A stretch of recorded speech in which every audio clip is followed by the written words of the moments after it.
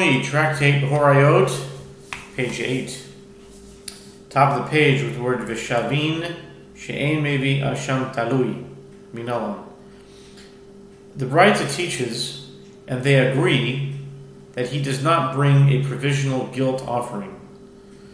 The Gemara asks, Minalam, from where do we derive this halacha? Dichtiv, V'chiper, and in brackets it says alav. V'chiper alav hakohen al shgigato asher shagag. Rabbi Sava mi shekol cheto b'shgaga yatsa zeh she'en kol, in brackets, cheto b'shgaga ela v'elem davar. From where do we derive this halacha?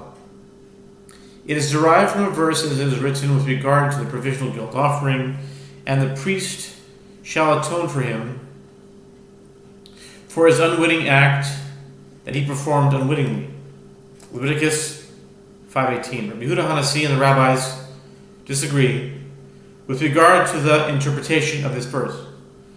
In accordance with their opinions, Rabbi Yehuda Hanasi holds this is referring to one whose sin offering for all transgressions is for an unwitting act. This serves to exclude that anointed priest, as all of his sin offerings are not for an unwitting act alone. Rather, he brings a sin offering only if that unwitting act is performed on the basis of awareness of the matter, leading to an erroneous ruling.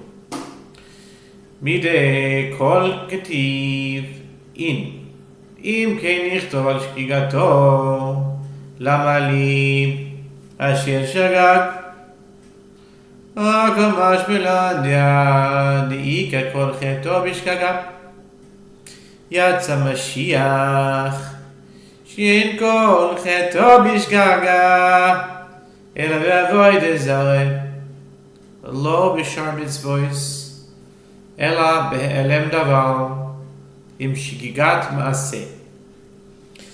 The Gemara asks, is it written in the verse for all his unwitting acts that he performed unwittingly? Only the phrase for his unwitting act that he performed unwittingly is written. The Gemara answers, yes. It is as though the word all is written, as if it were so that the verse is not referring to all unwitting acts. Let the Torah write only for his unwitting act. Why do I need the additional phrase that he performed unwittingly? This teaches us that there is no liability to bring a provisional guilt offering unless the liability to bring all his sin offerings is for unwitting acts. This serves to exclude an anointed priest, all of whose liability to bring a sin offering for an unwitting act alone is only in cases of idol worship. But in cases involving the rest of the mitzvot, there is a liability only for absence of awareness of the matter, leading to an erroneous ruling, together with unwitting performance of an action on the basis of that ruling. Rabbanan mi shecheto bishkaga yatsa Mashiach shein cheto bishkaga lo b'avodas zara v'lo b'shar mitzvos ela v'helem devarim shigas ma'aseh. And the rabbis interpret the verse in accordance with their opinion that an anointed priest, even in cases of idol worship, brings a sin offering only for absence of awareness of the matter, leading to an erroneous ruling, together with unwitting performance of an action of the basis of that ruling. They hold.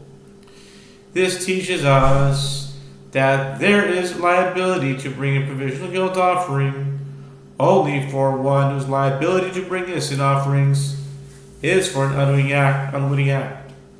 This serves to exclude an anointed priest whose liability to bring a sin offering is not for an unwitting act alone, neither in cases of idol worship nor in cases involving the rest of the mitzvot, but rather for absence of awareness of the matter, leading to an erroneous ruling together with unwitting performance of an action on the basis of that ruling. Mishnah, new Mishnah.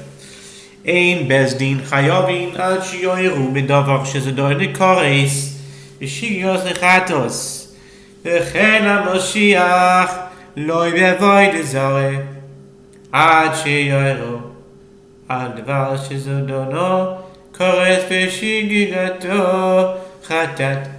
Mishnah. The court is not liable to bring an offering for absence of awareness of the matter unless they issue a ruling with regard to a matter for whose intentional violation one is liable to receive karet, and for whose unwitting violation one is liable to bring a sin offering. And likewise, the anointed priest is liable only for such a ruling. Neither is the court liable to bring a sin offering for idol worship unless the judges issue a ruling with regard to a matter for whose intentional violation one is liable to receive karet, and for whose unwitting violation one is liable to bring a sin offering. That was the Mishnah, and now we start the Talmud. Gemara says, Minallah. With regard to the statement in the Mishnah that the court is liable only for a ruling with regard to a matter for whose intentional violation one is liable to receive karet, and one whose unwitting violation one is liable to bring a guilt offering, the Gemara asks, from where do we derive this halacha? Titania, before we learn in a Baita, Rabbi Omer, Ne'amar kan aleha, ve'ne'amar lehalan aleha. מה להלן דבר שדן לקורס ושמוז חדוס, אף כאן דבר שדן לקורס ושגגתו חטאת. The Gemara answers, it is derived as it is taught in Braita that Rabbi Hudanasi says. The word that is stated here in the verse, and the sin that they sinned. Leviticus 4:14.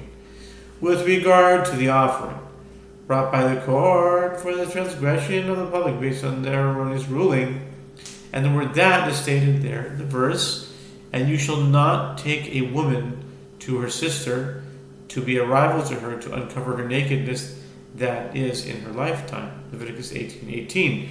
With regard to the prohibition against marrying two sisters, it is derived just as there. It is a matter for his intentional violation one is liable to receive karet, and for whose unwitting violation one is liable to bring a sin offering.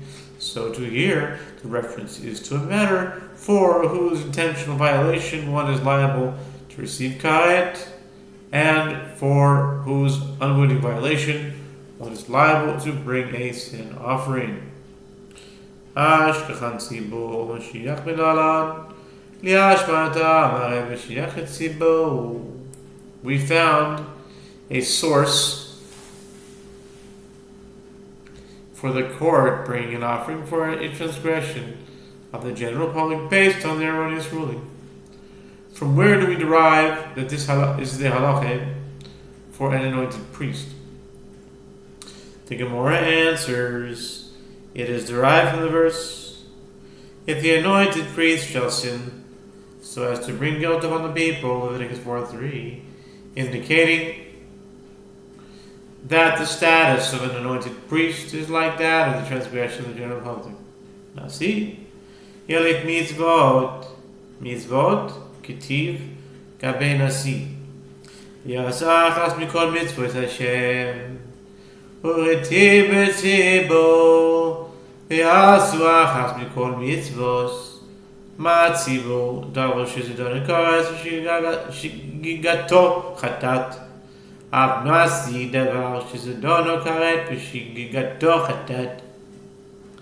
Gemara asks, from where is it derived that this is the halacha with regard to the king? The Gemara answers, the Tana derives a verbal analogy between the term commandments, written with regard to a king, and the term commandments, written with regard to the general public. It is written with regard to a king, and he performed one of all the commandments of the Lord his God that are not to be performed.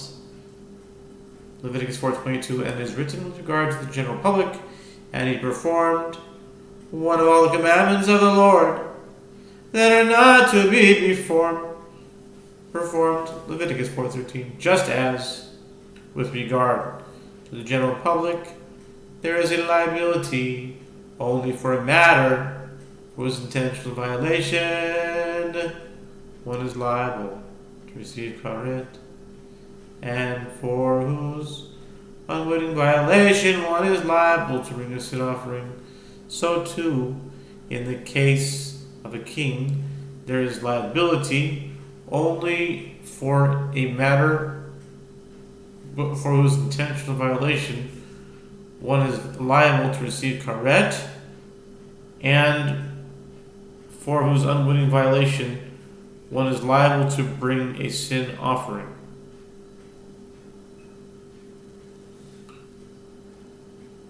Yachid Amar Kra Im Nefesh V'Ilma Tachton Me'Elyon.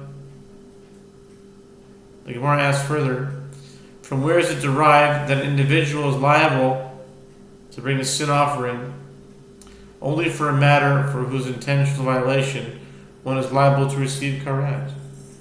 The Gemara answers, the verse with regard to an individual states, and if one soul from among the common people shall sin unwittingly. Leviticus 4:27. The verse begins with the conjunction and, represented by the letter Vav.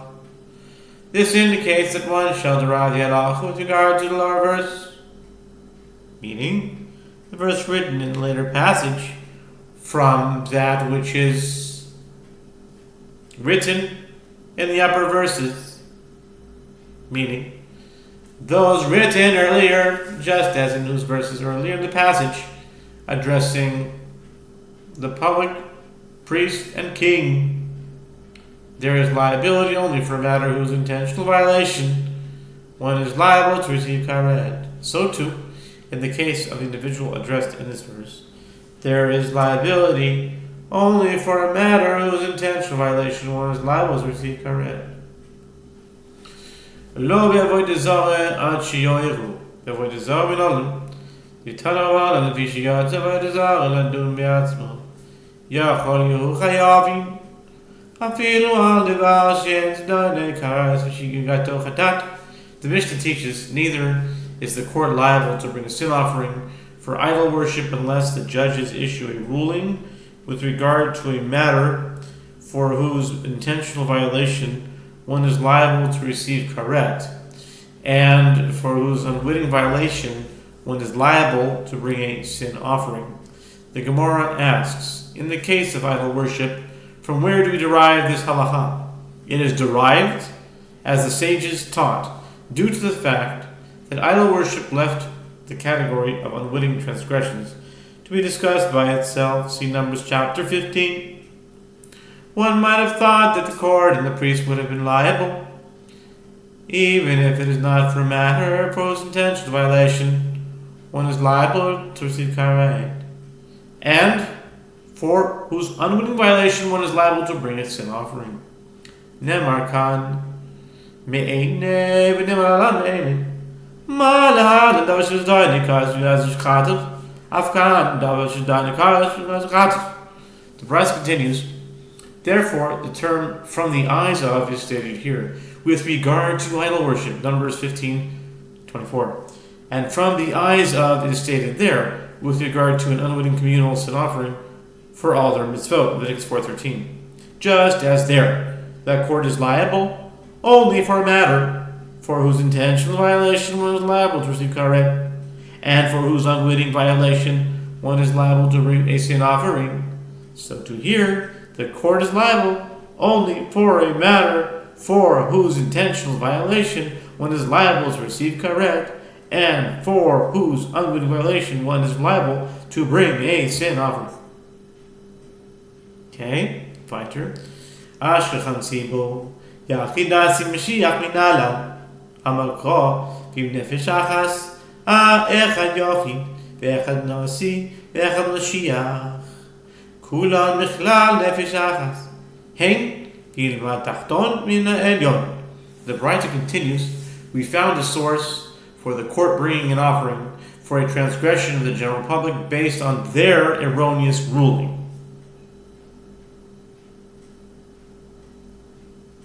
Okay, but from where do we derive that this is the halacha for an individual, a king, and an anointed priest to engage in idol worship? It is derived from a verse, as the verse states, "And if one's soul sins unwittingly, then he shall offer a female goat of the first year as a sin offering." Numbers 15:27. And with regard to an individual, a king, and an anointed priest, they are all included in the category of one soul. And one shall derive the halacha with regard to that which is written in the lower verse, meaning the verse is concerning an individual, a king, and an anointed priest, from that which is written in the upper verse, meaning the verse concerning transgression of the general public. Okay? Hanich laman dimar klei le'leon b'gzer shabbat k'damar ela l'rabanan dimar kila le'leon le'ayos v'tzaros דבר שזדון או קרס ושגיגתו חטאת מנהלו. The Gemara challenges this works out well according to the one who derives halacha by using the term that for a verbal analogy to teach that the court is liable only for a ruling with regard to a matter for whose intentional violation one is liable to receive karet in accordance with that which we stated. But according to the rabbis who derive the halacha by using the term that to teach the halachot of those with whom relations are forbidden and rival wives with regard to a yavama, see Yavamot 3b, from where do they derive the halacha of a matter for whose intentional violation one is liable to receive karet, and for whose unwitting violation one is liable to bring a sin offering in the case of the transgression of the general public?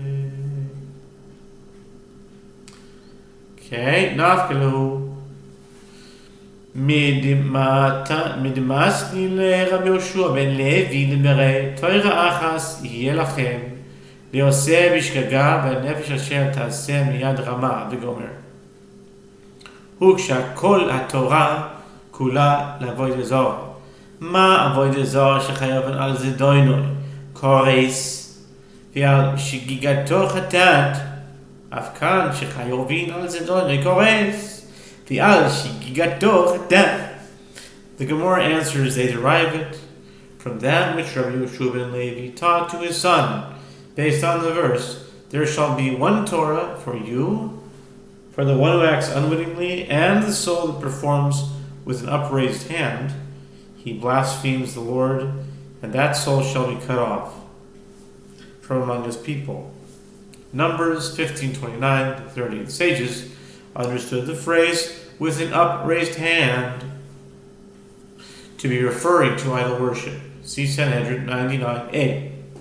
The entire Torah is juxtaposed to idol worship, just as idol worship is a prohibition for which one is liable for its intentional violation to receive karet, and for its unwitting violation to bring a sin offering. So to here, for the entire Torah, one is liable for its intentional violation to receive karet, and for its unwitting violation to bring a sin offering. Eshkachan yechidas Mashiach, beim bavodah zara, beim mishal mitzvos, tzibur min halan, yonivel yoy mitachtoin. The Gemara challenges we found a source for this halacha with regard to an individual, a king, and an anointed priest, both with regard to idol worship and with regard to the rest of the mitzvot, as all those are included in the category of one soul and are juxtaposed to idol worship. But from where do we derive that the general public is liable to bring a sin offering only for a matter for whose intentional violation one is liable to receive karet. The Gemara answers, one derives the halacha with regard to that which is written in the upper verse, meaning the verse concerning the general public, from that which is written in the lower verse, meaning the verse concerning an individual. Berabi, berabi, berabi, berabi, berabi.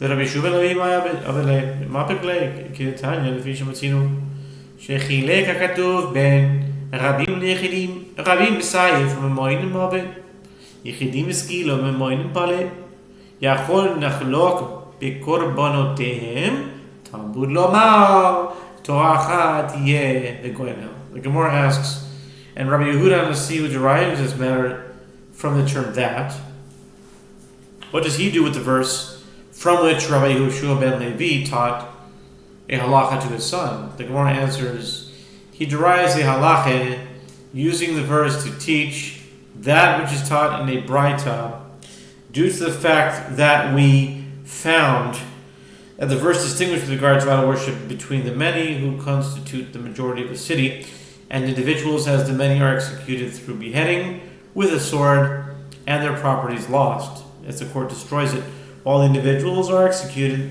through stoning and their property is spared. One might have thought that in the case of unwitting idol worship, we should distinguish between the offerings that they are liable to bring. Therefore, the verse states, there shall be one Torah for you, for the one who acts unwittingly. And the soul that performs with an upraised hand, he blasphemes the Lord. Numbers 15:29 through 30. Maskif lo Rav Chilkia mihagonia. Time beno chalak hakatuv. Hachalak havyamina nachlok my naiti.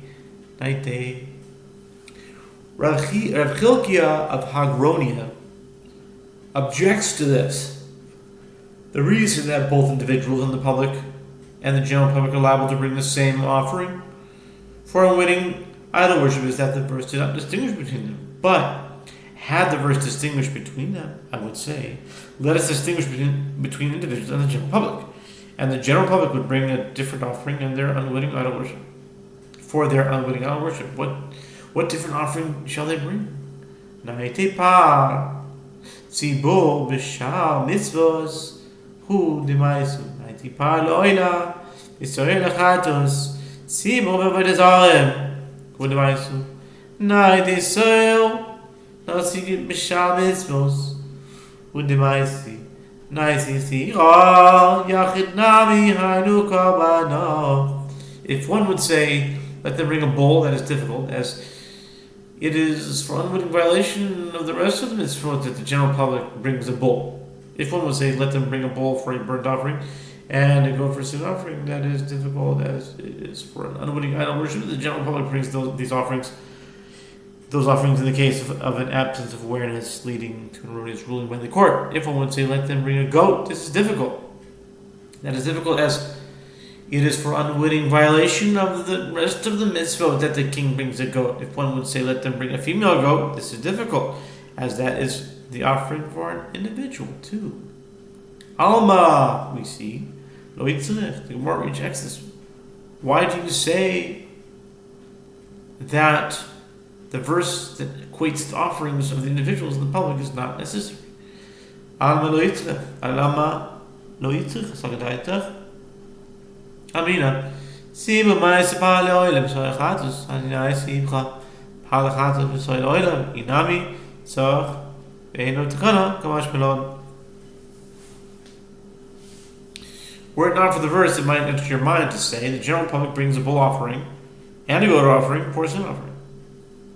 But this majority of a city that unwittingly engaged in idol worship shall bring the opposite, a bull for a sin offering and a goat for a burnt offering. Alternatively, perhaps the majority of the city unwittingly engaged in idol worship must bring an offering, but it has no remedy, because there is no unique offering that it can bring. Therefore, the verse teaches that There's no distinction between many people and individuals in this case.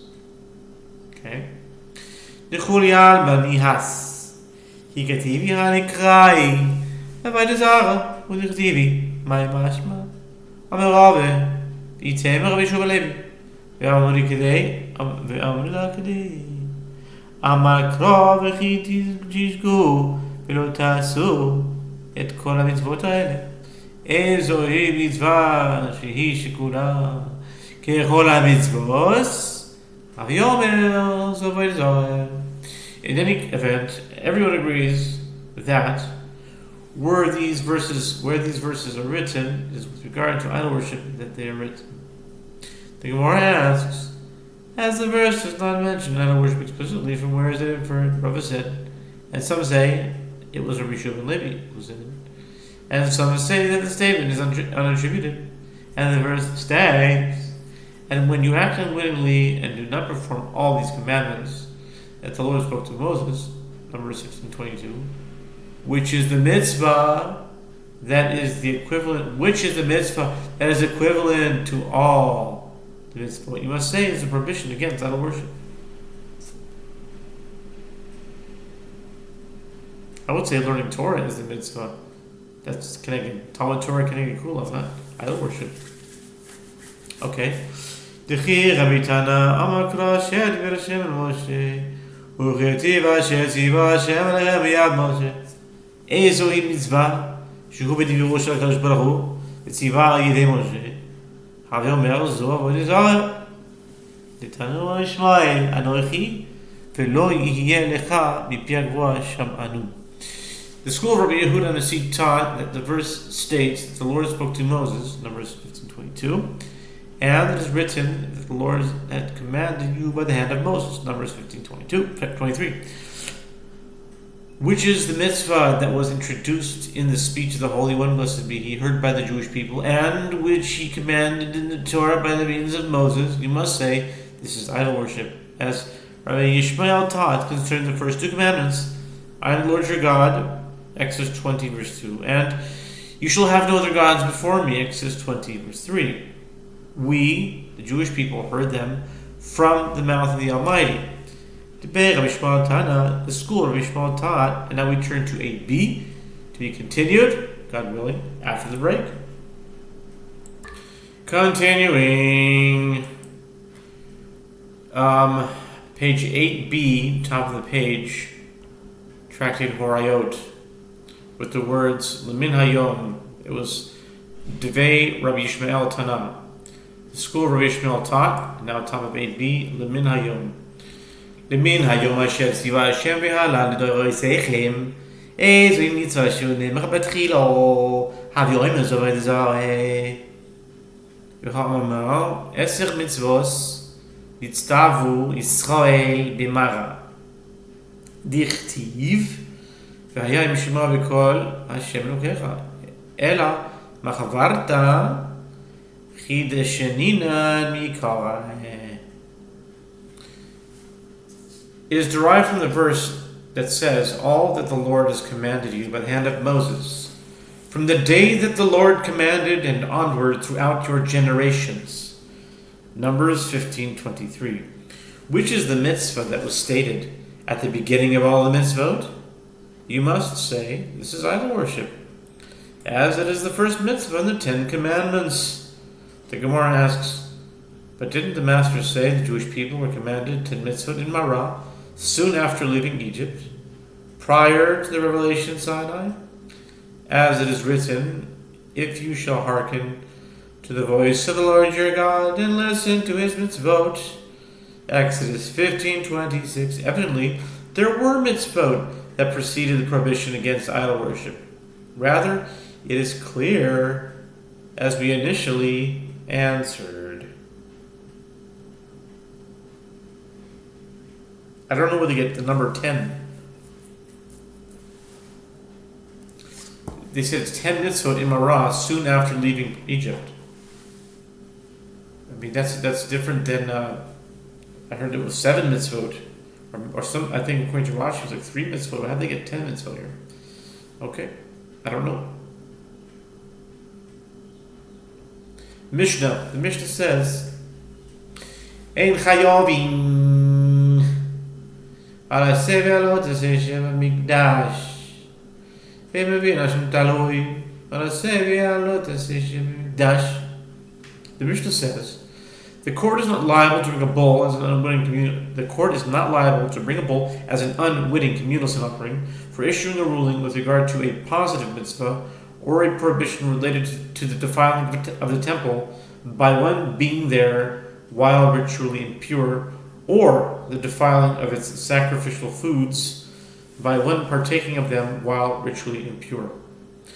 There is a positive mitzvah to remove impure people from the temple, and there is a prohibition against entering the temple while in a state of ritual impurity.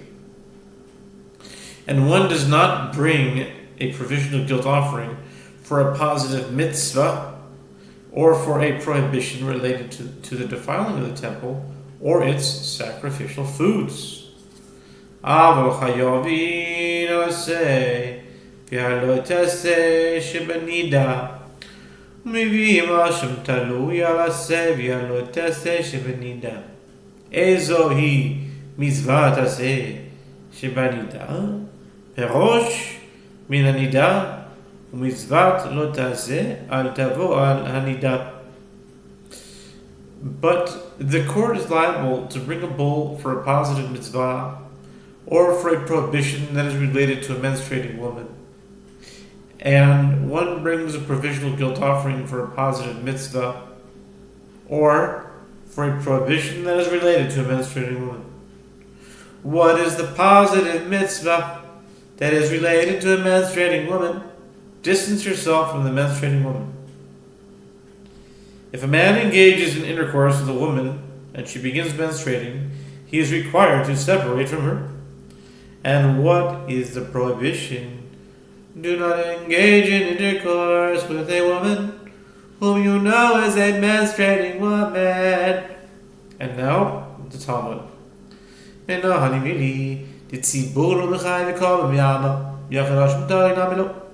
Gemara asks, from where are these matters derived? That is, from where is it derived that the general public is not liable to bring any offering at all for a sin like the defiling of the temple, which carries no liability for an individual to bring a fixed sin offering for violating it unwittingly? And from where is it derived that an individual, too, is not liable to bring a provisional offering for the defiling of the temple? Amar Rav Yitzchak bar Dini, Nemar v'Hasham b'chatat v'Hasham talui. ונאמר השם ובציבור מה ויושב ביוחד רעתוס קבוע אף יושב ובציבור רעתוס קבוע.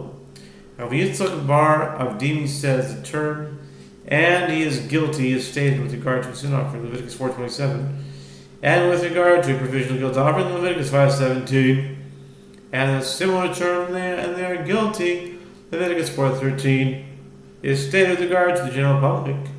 Just as the term "and he is guilty" that is stated with regard to an individual is concerning a transgression for which one is liable to bring a fixed sin offering, and it is written there, so too the term "and they are guilty" that is stated with regard to the general public is concerning a transgression for which one is liable to bring a fixed sin offering.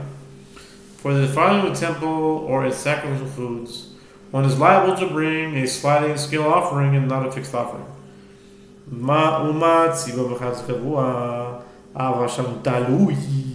Nami ein ba ela al safek hatat kavua. Amri ki iya ki korban olam yored nami. Hachiti vehaya ki yesham leachat miele danin Hashem min Hashemu, and then in brackets is Hashemu min Hashem.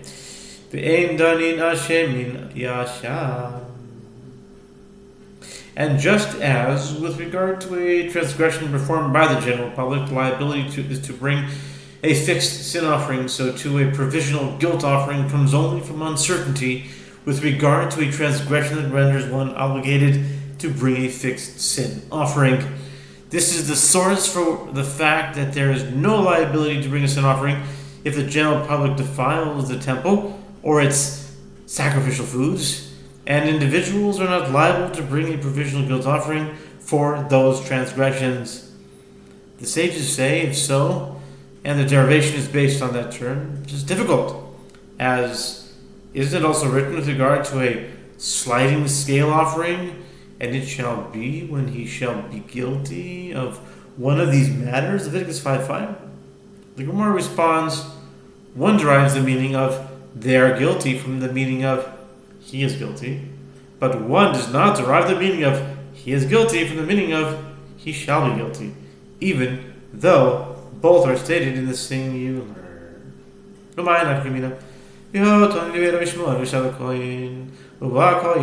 Zohi Shiva, Zohi Bia, Ve'one Levina Ve'Hashem, Metumad Mikdash, Ve'Chadash Lichtiv, Ve'Hu Tameh Ve'Hashem. The Gemara asks, what difference is there between the different verb conjugations? But didn't the school of Rabbi Yishmael teach verbal analogy with regard to leprosy at houses? The verse states, and the priest shall return, Shav, Leviticus 14:39, and another verse with regard to the priest's visit 7 days later states, and the priest shall come, and look, Leviticus 14:44. This returning and this coming have the same meaning, and one can therefore derive by verbal analogy that the halacha that applies to leprosy had spread at the conclusion of the first week applies if it had spread again by the end of the following week. If a verbal analogy can be derived between two different terms, it can certainly be derived from two conjugations of the same term. And furthermore, let us derive the halacha from the term that he is guilty, written with regard to the defiling of the temple or its sacrificial foods, as is written, and he is ritually impure, and he is guilty, Leviticus 5:2, which is a verbal analogy between identical terms. Amar Papa, Denin ve'Hashem u'mitzvot Hashem min ve'Hashem u'mitzvot Hashem. Amar le Rav Shimi Barashi lePapa v'neu ve'Yehoshua n'siyasapon Hashem n'siyasapon. Rav Papa says one derives the meaning of and he is guilty and the commandments of the Lord, Leviticus 5:17, which are written with regard to a provisional guilt offering from the meaning of and they are guilty, and the commandments of the Lord, Leviticus 4:13, which are written with regard to the unwitting communals and offering. The phrase, the commandments of the Lord, is not written with regard to the sliding scale offering. Hashemi Barashi said to Rav Papa, let us derive the meaning of and he is guilty in bearing of iniquity. See Leviticus 5:1 and 4. From the meaning of and he is guilty in bearing of iniquity. Leviticus 5:17. Elo Amar Rav Nachman Yitzchak Danim ve'Hashem mitzvot Hashem asher lo te'asena min ve'Hashem mitzvot Hashem asher lo te'asena al yochirach shivat kol u'bitui sfatayim בטומאת מקדש וקדושיו שלא נאמר בהם והשם ומצוות השם אשר לא תעשנה.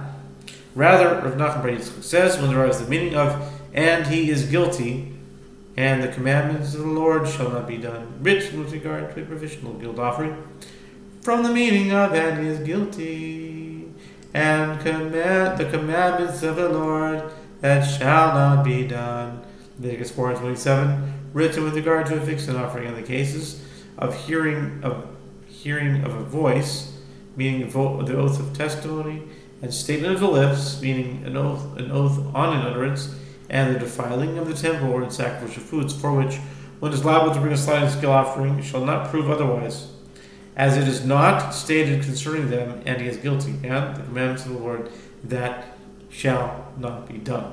New Mishnah.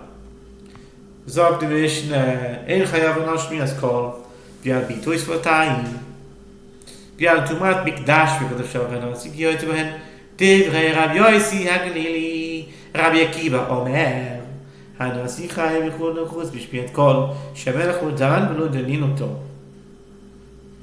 And in brackets it says, lo me'id velo me'idinoto. The court is not liable for issuing a ruling with regard to hearing a voice, which means a false oath of testimony taken by a witness who refuses to testify on behalf of a litigant who demands that he testify, or for an utterance of the lips, bituis v'tayim, meaning a false oath stated about some matter, or for the defiling of the temple, or its sacrificial foods. And the status of the king is like that of the court, and he is exempt from bringing an offering in those cases. This is the statement of Rabbi Yosef. Rabbi Akiva says the king is liable in all those cases except for the case of hearing of a voice. And even in that case, his exemption is not intrinsic to the mitzvah. Rather, it is for technical reasons, as the king neither judges others nor do others judge him. He does not testify, nor do others testify against him. Therefore, a demand that he testify is not applicable. Okay. Gemara, that was the mission. The Gemara says, Amar Ula, my time the Rabbi Yosef Lili, Amar Kov, Horayot ki yesham la'achas me'ele, kol shemitchayev be'achad mitchayev b'chulan, v'she'en mitchayev be'achad, en mitchayev b'chulan. Ula said, what is the reason for the opinion of Rabbi Yossi Haglili? It is, as the verse states, with regard to a sliding scale offering, and it shall be when he shall be guilty of one of these matters, Leviticus 5:5, indicating that anyone who becomes liable in every one of the instances for which one brings a sliding scale offering becomes liable in all of those instances. And anyone who does not become liable in every one of the instances to bring a sliding scale offering does not become liable in any of those instances. Since the king is exempt from taking an oath of testimony, he is exempt in the other cases as well. The Gemara asks, why say this? And say an alternative interpretation of the verse. Anyone who becomes liable in any one of these instances brings a sliding scale offering, and this is the halacha, even though he does not become liable in all of them at the time of the Rabbi Yosef Lili Miacham. The Tanya, rather, the reason for the opinion of Rabbi Yossi Haglili is from here, as it is taught in the Braita that Rabbi Yirmiyah would say, it is stated.